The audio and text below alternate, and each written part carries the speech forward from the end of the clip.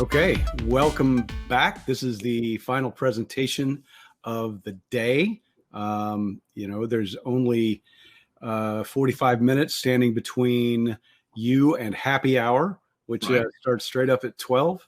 And we're excited about that. And that means more Darren, which is exciting. So we all want more. We all want more music. So, Joss, how do you feel the day has been going so far? Pretty good. You know, when I told the team I wanted to make this a festival, everybody was looking at me like, how can we make? It's gonna be a conference. It's gonna be a summit. No, we want to make this a festival, and I can't wait to do it in person and Right. bring Darren and his friends and because that's I want it to be a celebration of our community and it feels that way. I think people are having fun. That's great. It does. I agree. Well, we're going to talk about recruiting in a post-COVID world in this session. But first, Matt, I want to ask you, have you seen anything or heard anything today that has really made you think and, has really inspired you? Yeah. So good evening in the right order. This is Matt Jones. Yes. Good evening, good afternoon, good morning, depending on where you are right now in the world. Afternoon for me, but So I've been in and out a few of the sessions. Was just dropped into the discussion with Jason and you two gentlemen. I think some fascinating stuff in there around the enterprise, the rise of the enterprise HCM and ATS, but also the need to work around, if you like, for recruiters and sourcers and others. So that conundrum. So Jason sharing market share is increasing for Workday, SAP, Oracle, but increasingly we need more intelligence in the system. How do we do that? So something we've been thinking about a lot.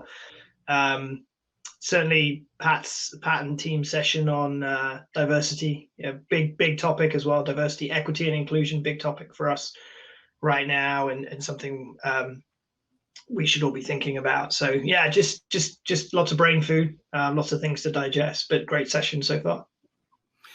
Yeah, I think so too. I think we've had a lot of fun topics and many arguments. And it's funny. Jason did say he's seeing the enterprise players move up in market share, which I agree. Workday is really kind of taking over right now. But I'm seeing the smart recruiters of the world, have a really good time of it too. The ones that have built something smart and simple and, easy to report with. And, it's going to be a little bit of the best of both worlds. But as Joss said in the last session, there's going to be another layer that goes on top of these sort of static, unintelligent, what did you call it? Automated unintelligence? Yeah. Systems. Artificial unintelligence. That's right. Yeah. Artificial unintelligence. AUI, the rise of AUI. Yeah. Thank you. I like it. So Matt, why don't you tell us a little bit about your role real quick and what you do? Actually, and just one other thing, something Joss said right at the beginning, hiring is more broken than ever. I wrote that down because I agree. I also think hiring managers are more broken than ever and are going to be more broken than ever over this next. In broke too, for us, budgets are concerned. It's a scary place to be a hiring manager who doesn't know recruiting. So, so just quick introduction. Matt Jones, I lead global operations for Cielo. Joss, I've been doing recruiting for 17 years, so I used a fax machine 2 years. Right, 2 years, yeah. My role, sending out timesheets for our pot washers and chefs and these other roles I was sourcing and finding. So I've been a recruiter for a while. My job nowadays at Cielo is to support around 2,000 recruiters, sourcers, team members, who in turn support about 150 plus clients globally. So sourcing is close to my heart. Recruiting is close to my heart. Yes, I can imagine it is. I was in an organization that is a competitor of Cielo for several years, not too long ago. And Matt's got a big job. I can just say that. Yeah. So Joss was talking about hiring managers not having budgets and things like that. But, I'm working with some enterprise customers right now on recruitment process and, employer brand strategy. And I am seeing budgets opening up for, strategic initiatives. Matt, what are you seeing? I mean, post-COVID, we're not post-COVID yet, right? But, no, we're somewhere in the large middle of it, I would imagine, and that varies depending on where you are in the world and what industry you're in. So, I think there's some fascinating things happening. So, we're at a point where kind of public health and economy is kind of those things are sort of splitting a little bit. So we know that in certain parts of the world, public health is still a real challenge. We're seeing a rise in infection rates. However, in many industries, many sectors and segments, organizations are leaving that behind and investing to grow. So I echo what you said, Craig. We're seeing, certainly across our global client base, we're seeing many organizations having used this time to think about transforming HR and transforming talent and transforming how they think about the world. And now we're seeing that investment flow through into recruiting programs, employer brand programs, internal talent programs, whatever those things might be. There's obvious exceptions. There's certain industries that have been hugely impacted, and we know, and it's terribly difficult for those. But yeah, we're definitely seeing that kind of increase and investment. And some of the big topics, transformation's huge. DEI is huge because while COVID's happening, we also have these huge social movements around the world, which are really important, and organizations are starting to really take heed of that. So yeah, echo what you said, Craig. I think there's definitely investment from business out there, and there's some great green shoots out there as well in terms of recovery. Right. I think there's more volatility to come. I don't want to call it a swoosh or a W or a U or an inverted M or whatever it might be. Yeah, don't put a name on it. No, but it's definitely gonna.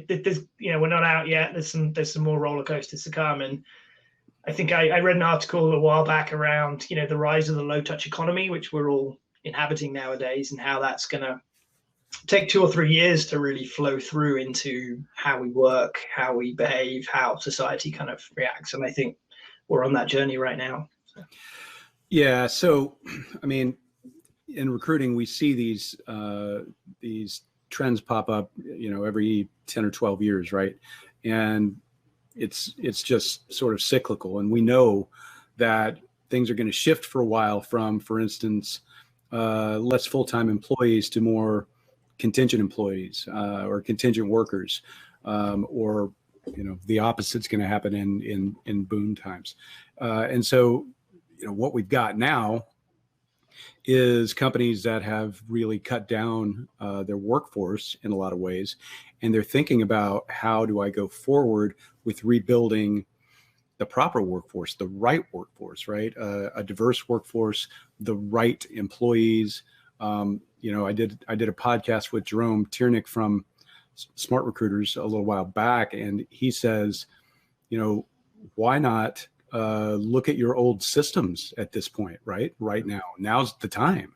You're doing more with less in theory because your recruiting team has been cut down as well. Now's the time. If you've got any initiative at all, there's all kinds of great things you can do with mobilizing and hiring the right workforce, but you need the right tools to do it. So, Joss, I'm going to put it to you. What are the right tools? Well, I think what you said about having fewer resources, less recruiters potentially, is definitely what we are observing. And what we also see is that hiring is growing. I mean, it's coming back. Like the number of job postings in the past few months have been growing exponentially since the low of April and May. And I think a lot of employers realize that they may not bring back a lot of the furloughed employees that that happened in the last few months, and for many reasons. First, the top candidates, top talent may have found their jobs. They are not around anymore waiting. And then you've got potentially an influx of job seekers. So it's making things, when I was saying hiring is more broken than ever, some clients complain they get 10 times more applicants than they used to. The quality of these applicants is not always there. Fewer resources, fewer recruiters. So I think the reason why Visage is becoming more important to give it, and we feel that we are on a good streak right now, is because we don't need much of the recruiter's time on the product. And I think that's where the difference between Visage and a lot of the other products out there that are solving the top of the funnel, the sourcing outbound, is that you can get in 20 to 30 minutes on Visage the equivalent of a full day of sourcing if you were to use a LinkedIn recruiter, or if you were to use another sourcing tool where you need to do the job yourself. So what I'm seeing right now is it's essential to have your few recruiters who are remaining with you to focus on relationship with hiring managers, on pushing these candidates, closing them, and find ways to automate your top of the funnel. And so we do the sourcing part. There are obviously many other products on inbound employee referrals that we are not touching yet.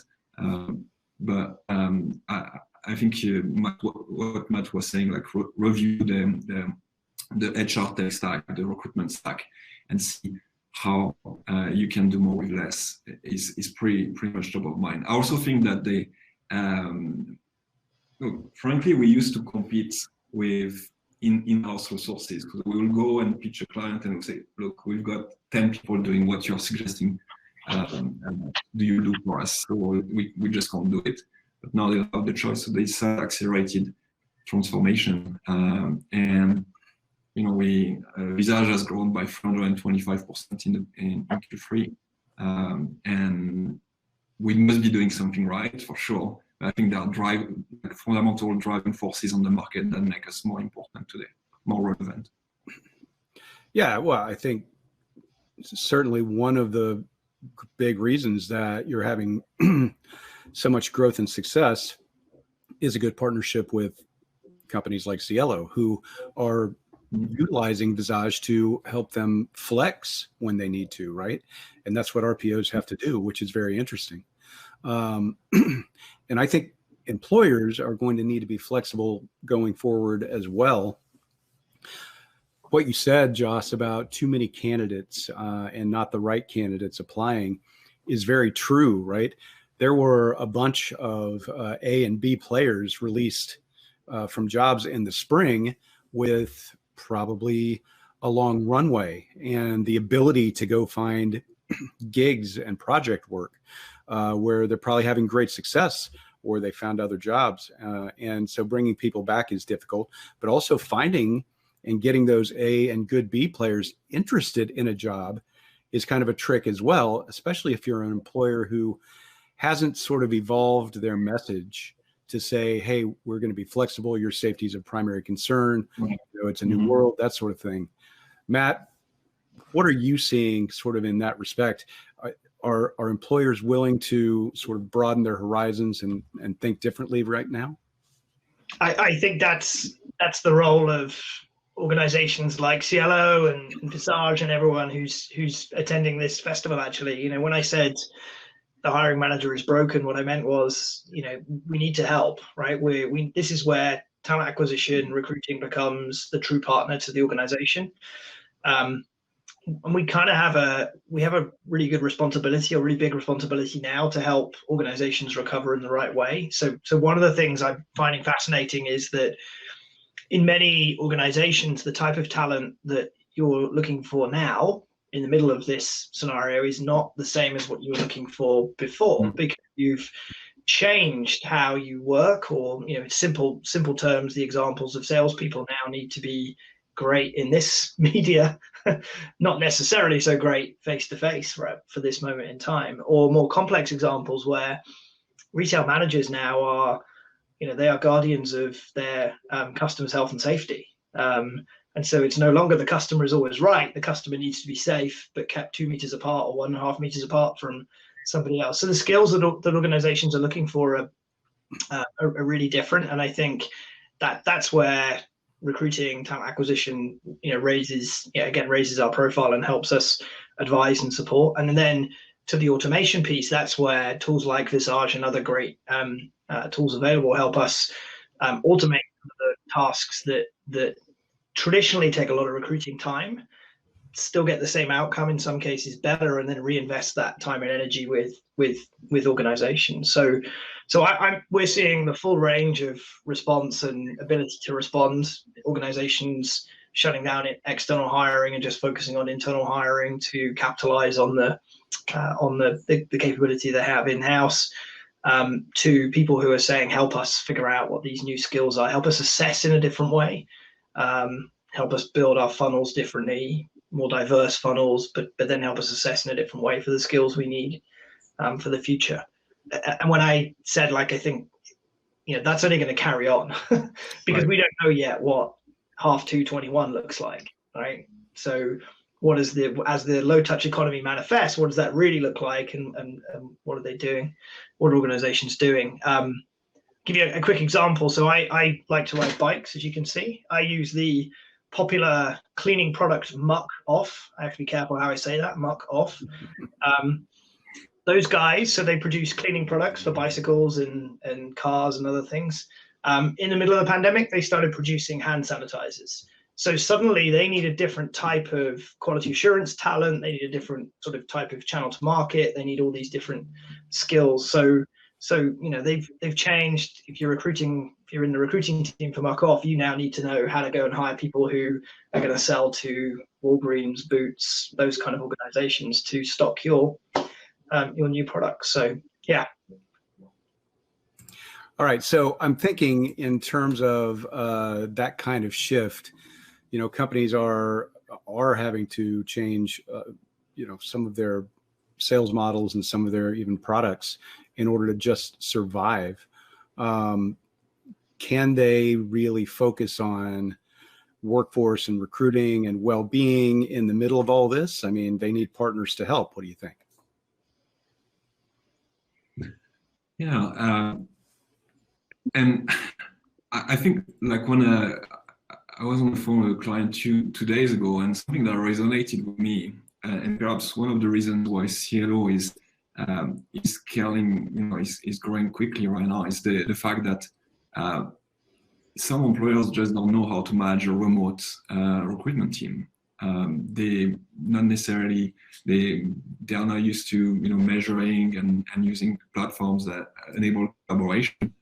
And I see a case for them to go and find partners like Cielo or the technology platform like ours, so they can get the job done, rebuild, hire, scale back hiring, and kind of without having the learning curve, because by design, Cielo, servicing hundreds plus enterprise clients, has had to build distributed recruitment and sourcing team, but it's not a given for every organization. You must have, when the pandemic happened, a shelter-in-place order was given. I would call clients. They would tell me, they would answer to me, I don't even have a laptop. I can't actually connect to the system. So I think now that's behind us. But this was, we had to solve that first, getting access to be able to work. So what you're asking about, whether they have space to think about how to energize, how to collaborate, how to care about the well-being of remote workers, I think it's going to take some time. That's my opinion. So Visage has a crowd of 4,000 sort of dispersed sourcers, give or take, right? And they are having, regular communication or finding, certain types of candidates. Because of the automation that Visage builds in, they're kind of doing some of these things repetitively. They're kind of going to find the same types of candidates for the same types of roles because Visage suggests where they might have success, right? So is it possible that we could organize 4,000 sourcers to, send out well-being messages on behalf of employers to a lot of these candidates and kind of get that crowdsourced distribution going on. Interesting. So if you leverage the network instead of that's like, I've never thought about that. That could be interesting. Matt? There's a really interesting, I think it's great. There's a really interesting example in the UK, a scheduling, and I don't mean interview scheduling, I mean shift scheduling app that the many healthcare providers, including the National Health Service here in the UK, use for helping schedule permanent workers, substantive workers, flex workers. During the pandemic, that the provider realized that they could leverage that tool in order to reach all of these individuals to help check in on well-being and wellness, right? Help report back on potential symptoms, give them advice on where local testing centers were, help them from a kind of humanitarian and organizational compassion way. So I think that is the power of these distributed networks. We in Cielo, we've long run a distributed sourcing model. Now, that doesn't mean that everything gets sent out to everybody in the world. What it means is if we have an issue, we have a difficult to fill, quality assurance role in a particular country that's real tough. Before Visage, or before we could leverage some of Visage's capability, we would push that out to our distributed network and say, hey, who can help? And there's some great graphics of someone in Argentina saying, hey, have you tried this string, with someone in Manila then answering, add this to it, with someone in, then Spain answering this. And the power of the network is really important. I mean, computer science has known that for a long time, right? If we can distribute some of the brain computing power out into the network, I think we can do great things. And so, Joss, I think could be really powerful, right? To help. It could be. I mean, the thing is, we are just scratching the surface of.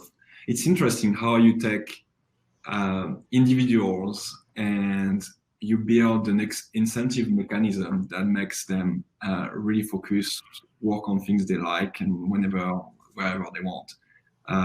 And one of the, as we were building, it took us probably 2 or 3 years to get the model right. And because at first we were assigning one job to one sourcer.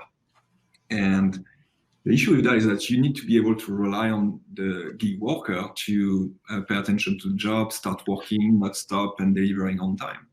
And then we realized, why don't we ask several sourcers to work on the same job? And then and have them compete and present their best matching candidates. And then we realized that everybody had a different way of thinking the job. If you and I build a search string for a specific job, we'll think it differently. We'll come up with different search results. Or my LinkedIn is going to give me different results from your LinkedIn, and so on and so forth. And so but what was hard is how do you make them work on the same job without them stepping on each other's toe, referring the same candidate, duplicates, and so on. And that's so we iterated again on the model. So you claim the job, you can work on the job, but if you stop working on it for 30 minutes, it's released to the main crowd. Then we've got the duplicate checks that's done automatically. So even for your profile, as you are looking at the profile on any platform, whether it's LinkedIn, Stack Overflow, we tell you if the candidate is already in the visa, has already been presented. So yeah, I mean, just scratching the surface. We've been using the crowd for sourcing aspects, but they also find email addresses for candidates. We enrich with other email APIs. There are many other things that we could leverage. By the way, when we have any sort of task to do, whether it's support, graphic, WordPress, you name it, we just ask on our comment. There's always someone who is able to do it. So that's kind of fascinating. That's kind of nice. I mean, that's a nice at-will workforce to have in your back pocket, right? And You know, what you were just saying about the duplicate candidates and the automatic notification and if somebody's not working on a job for 30 minutes, it gets released to the crowd. I can't imagine any staffing firm that has commissioned recruiters not wanting to use the platform for their own purposes. Yeah, that's the reason why I feel we are progressing faster with end clients, employers directly, and RPOs. I think it's more of a question of certainty of the outcome.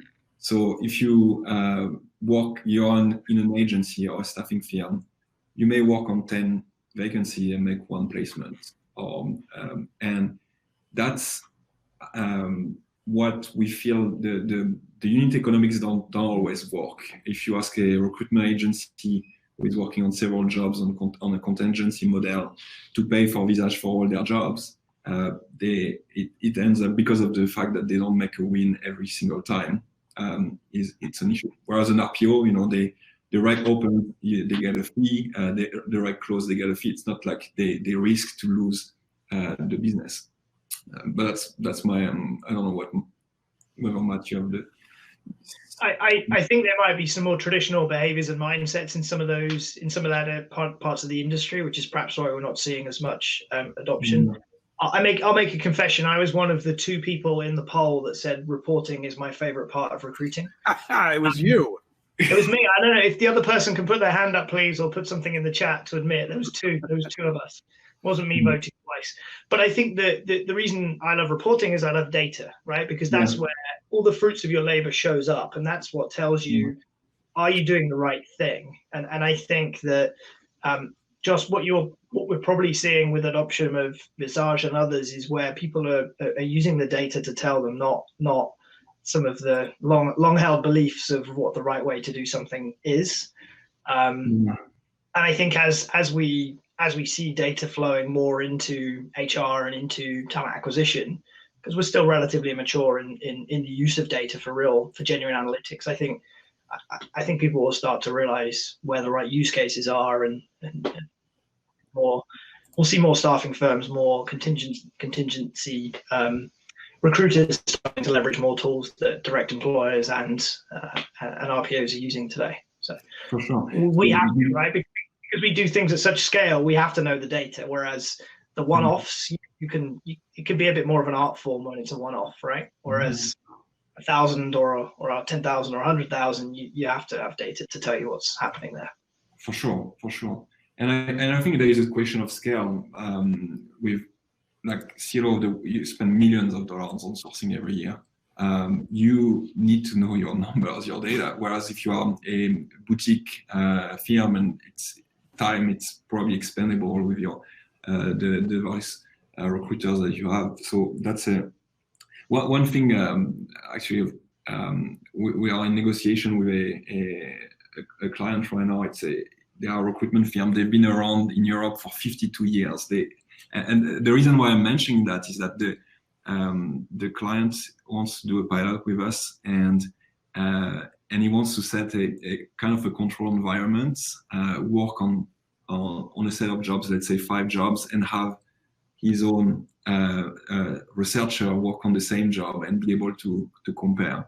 And the way he's pitching that to us is that we've done it that way for 52 years. If if that works, that's for him. He needs to be able to prove it in a controlled environment. But what I was really insisting on, the argument I was making with him is the fact that beyond comparing the quality of the resume, what the crowd is able to find versus his own people, what you need to factor in is the time that this team has spent. They are in Switzerland, in Germany, and so on, the cost associated to that. The fact that they are dealing with much less requisition because they need to do the sourcing themselves.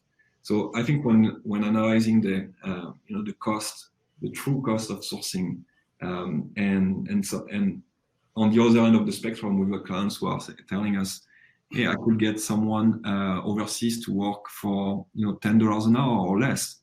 You are, but it's not all what it is. There is the first, you need to find these people, these sourcers. You need to put them on a contract. You need to measure their performance. You need to be on the phone with them weekly. You need to have a workflow that's not perhaps just email where you can give feedback and so on. And we've built all that. It's in one. It's plug and play. You can start tomorrow, post your job, distribute to a community, assess the quality, and I think this is what we bring to the market. Yes, and having played with the old version and some of the enhancements, I would say that it's good for both sides of the equation. So the sourcers love it because it's easy, either regular income or extra income, and it's got all this functionality built into it to help you be better.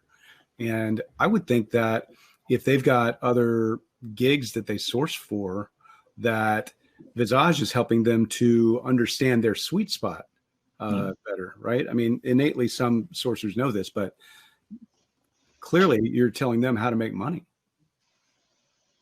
Totally. Mm-hmm. So Matt, thoughts from you? Cielo is sort of utilizing the platform and the crowd. What kind of trends are you seeing from the reporting that you get back from doing that? Yeah, without giving away too many of the trade secrets, but yeah, I mean, so firstly, we've enjoyed some great success with Visage. I think I've said this to Joss many times, the funnel velocity, so just the ability to get great candidates into top of funnel quickly when you have that surprise, the surprise volume. Oh, did I mean 10? I meant 100. Or I'm sorry, I didn't mean 100. I meant 1,000. Right, and we need them yesterday. So every talent acquisition professional has experienced that. The other piece. Sorry, I have a coworker joining me. One of the pleasures of working from home. The other piece is agility. So again, just that ability to turn around. Thank you. My car key. The ability to turn around and focus on different challenges at different times. So if for example we are helping a client in a new hiring segment, we want to be the TA partner. We want to partner with hiring managers. Like I said, I think hiring managers are a bit broken at the moment because they're being told to do many different things to fill their jobs. And the market is a little bit difficult to understand if you're not a TA professional right now. So we want to focus our effort on partnering there and guiding managers through that process and helping them with all the other challenging parts of getting a great hire, and that having the agility to then say, actually, Visage is going to help us drive the volume of great candidates into the funnel. To do that is helpful. So that velocity and agility together makes for a really great solution to allow us to extend our distributed model out into our partner with Visage. I guess the other thing we're seeing is, as Joss said, I mean, it's data, right? We can see some really cool data about how long certain roles take to source, and we're talking, like, in many cases, hours, not days, which for many recruiting professionals is delightful. We've all written SLAs that say we'll source the first shortlist in 10 days or 12 days or whatever. So hours turnaround on CVs and resumes is great, but having that data, being able to quickly tweak, and the enhancements that you're bringing around just difficulty rating and understanding of how challenging or easy a job is going to be, that's really valuable. Because for me, the future of the recruiter, and when I say recruiter, I mean sourcer, recruiter, the category, is this kind of assisted human being where the human gets to do the human stuff with the managers, with the business, providing the insight and the consulting, and the assisted bit, it's a bit like the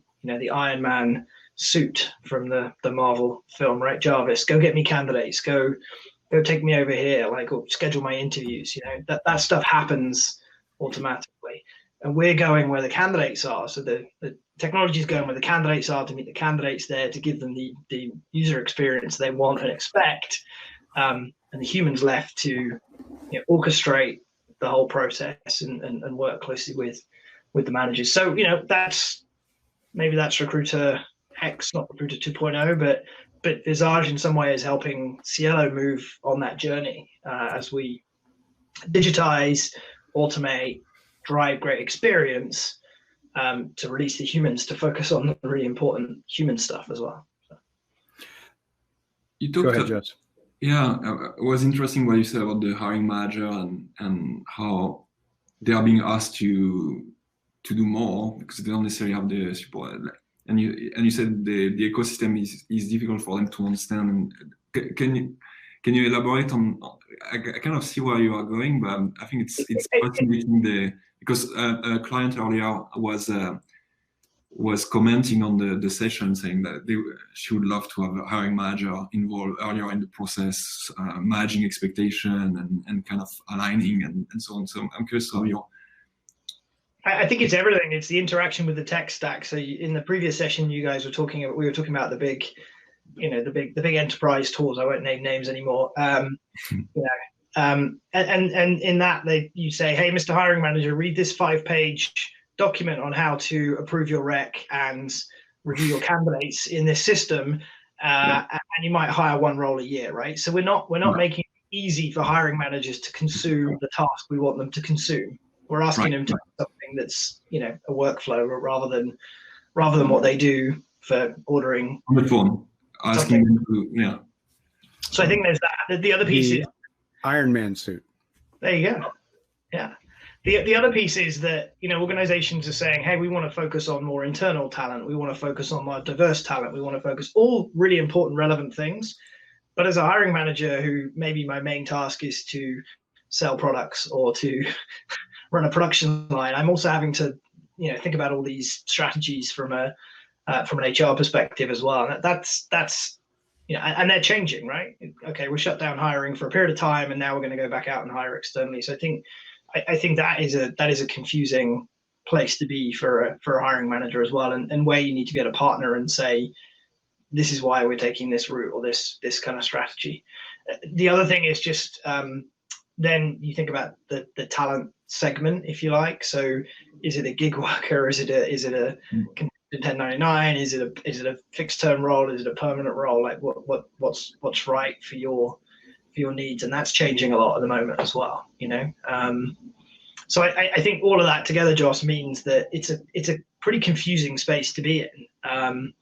Without also being told, also, we want you to do something on LinkedIn and we want you to do something in this referral platform. We want you to do something. So I think bringing that experience together, making it easy and simple, right? And serving it up in a simple way that people do their activity today and they can do it on the train, at home, wherever.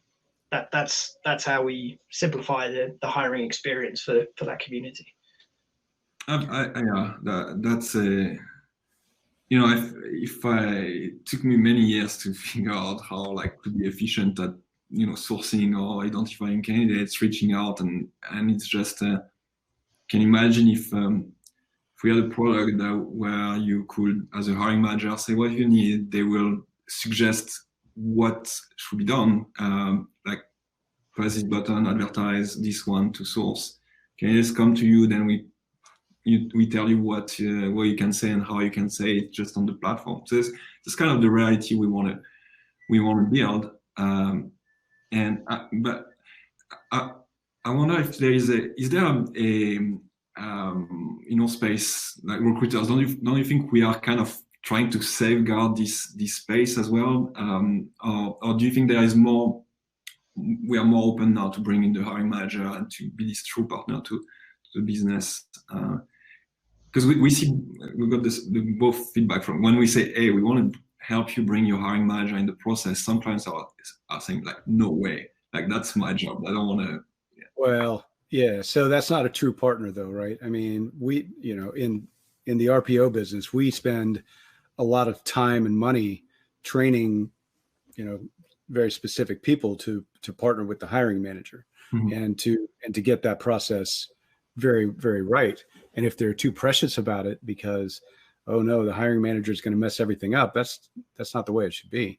So I've got an interesting example at Southwest Airlines. Greg Muccio there is their head of TA, and he's gone to almost an account manager model for his recruiters. So instead of one hiring manager having multiple recruiters coming back and forth to him with requests and questions and candidates, it's just one person representing the recruiting team for that manager, which I think is, what RPO has kind of been doing for a long time. And I think that's where the disconnect is with some recruiters. But hiring managers have budgets, which means they've got ideas. They've all got ideas. Just like you said, Joss, there's diversity in the sourcing crowd, because the way I source something is going to be different than the way you source something. Managers are all the same way, right?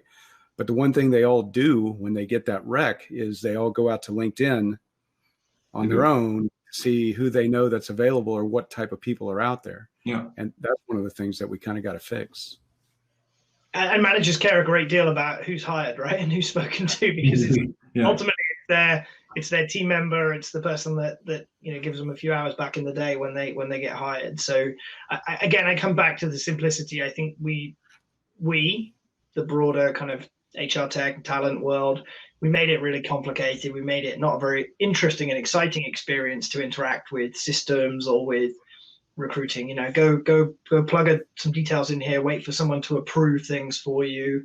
If you get approved, these people are spending tens of millions of budget in marketing or wherever else, yet to hire one person, 7 people have to click an approval button, which takes 6 weeks, right? It seems a bit upside down. Thank you, SAP. Yeah, we've made it difficult, and we've made the experience something they don't want to do, and so therefore, and then we've held it close to our chest as well, and said, well, they don't do this process great. Well, because we made it complicated and really unfun. let's take out some complexity, make it easy, make it more interesting. Spend time doing the interesting stuff, talking about what you need, where you're going to go, how we're going to do a strategy, not clicking buttons in a system to get an approval or reading manuals to figure out how to log in. So I think when we do that, we'll get trust back, which then helps the partner better. So, and many organizations do this today, and that's where you see those great partnerships. But many where there's this kind of, don't let the hiring manager in sort of approach is where we've lost a bit of trust in hiring managers and the HR community. Mm-hmm. It's true. So we are going to have a Power Users Award. Oh, yes. Coming up. And so if we can get Chelsea to join us here, that would be great. So in the meantime, in summation, is there anything you, Joss, or you, Matt, want to leave people with? This has been a great conversation.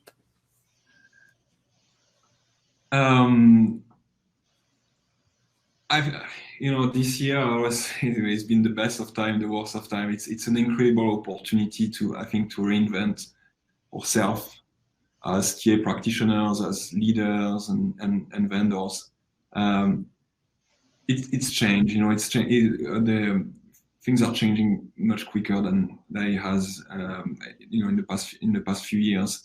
And being able to lead with data, being able to automate and focus on value add things like what Maya was explaining earlier, instead of doing repetitive robotic things, is how we're gonna make a good place for talent acquisition in the future. And so we're not the first ones to be impacted when there are budget cuts and so on. Because I always tell my team, when we are startups, so it's all about fundraising, and we see this big announcement, and I always tell them, we might not be working on a project to colonize Mars like our friend Musk does, but we are the company that helps put the team together that are going to go to Mars. So our job is the most important, I think, as we build the future.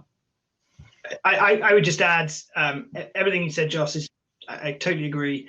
I think we have a great responsibility right now as TA and HR professionals as well. It's difficult for organizations to figure out how to get the right talent, what they need today, what they need tomorrow, how to best engage them, how to best source them.